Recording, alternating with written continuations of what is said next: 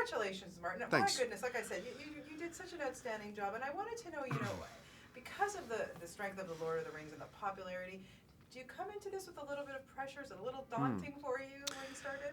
It wasn't daunting because of that. It was daunting because you knew it was going to be the time, the duration it was going to be, and just the distance away from home and for how long it was going to be. That was daunting. But the actual responsibility of playing Bilbo, I mean, obviously I took very seriously, but I take everything seriously. I take everything that I take on seriously. So, no, I mean, they make it down there so that it doesn't feel like you're entering a death row or something. It's like it should be fun, and it should be something that you play, and that's how you're going to do your best work. So no, that didn't really feel scary. No. Well, that's good, because it didn't show that you looked scared. So Good. there you are.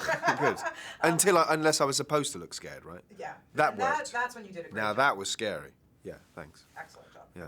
that. Did you have to watch Ian Helm's performance and model a little bit after that, or did you just say, no, I'm doing my own thing here?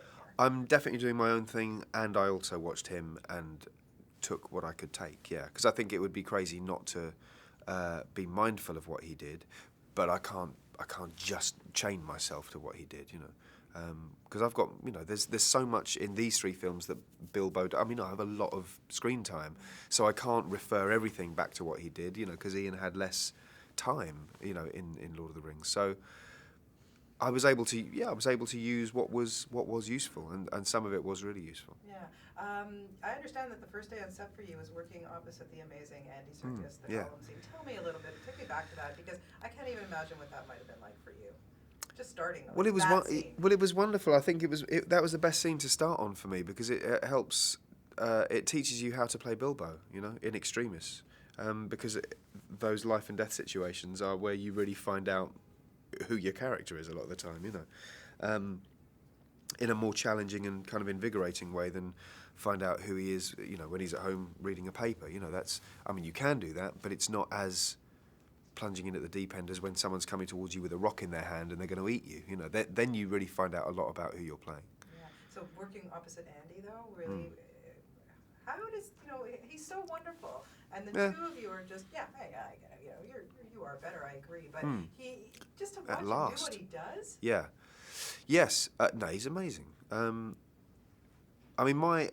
always thought Andy is a really good actor anyway. Outside of Gollum, he's certainly in Britain. He's very highly regarded by other actors anyway. But his physicality in that role and his whole immersion in that role. I don't mean character or method. It's not like I'd have to call him Gollum at lunch. But I just mean but for the time he's doing that, it's so total. It's a real lesson in commitment, And he's not 29, we're all getting older, Bonnie. Come on. Not me. I mean, when are you 30? Well, it's too kind. I'm taking you home with me. It must be. Yeah, I'm not stupid. But to see a man, because Andy is nearly 80, and he's running around, on his knuckles, and this is not easy stuff, and he's doing it for hours and hours and hours and hours and hours a day, and he was noticing it. He was noticing, geez, this is harder than it was 10 years ago. But he's made of, I don't know if you've ever hugged him, but if you haven't, I recommend it. He's made of granite, Andy. There is not a single ounce of give on him. And you see why, after doing Gollum and, various silverbacks, he's a muscle man. I loved your camaraderie with the dwarves. Now, there's a lot of them. There's a lot Yeah, of them. there are, yeah. Did you have a favorite dwarf?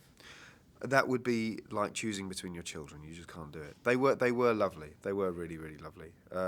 And all for different reasons. They've all got distinct characteristics, and as actors and as characters.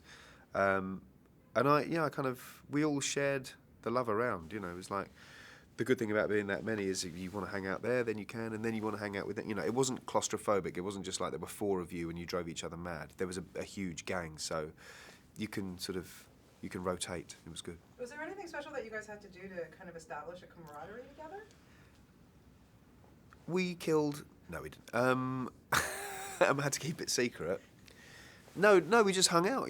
We just hung out. And New Zealand is a really easy place to hang out in. They make life easy there, and people do kind of have a definitely different approach to life there. That's about leisure and it's about enjoyment. Yeah, it's nice. Yeah, it's very nice. Yeah, great place to do a gig. It really is. Yeah, it really is. And of course, working with somebody like Peter Jackson. Yeah. I mean, really, the guy knows this material inside and out. Better than anyone else, yeah. What was it like to have him? Well, you feel safe because of that. You're in very, very safe hands because of what they achieved on Lord of the Rings. That team is phenomenal, and so they know Middle Earth and they know Tolkien better than any other filmmakers. So you know that whatever decisions are being made, even if you think at the time, and there are always things that you think at the time, really, is that right? And you have the back and forth discussion about, well, okay, I'll do it. But this is a situation where you think, I'm in safe hands. They will know that decision better than I will. Do you know what I mean? But conversely, he's very trusting of your decisions as an actor. He expects you to bring what you bring, and he expects you to know more about acting than he does. And he expects you to know your craft better than he does. Shooting in that frame rate and 3D, does that make a difference for you as an actor in ways? Not at the time.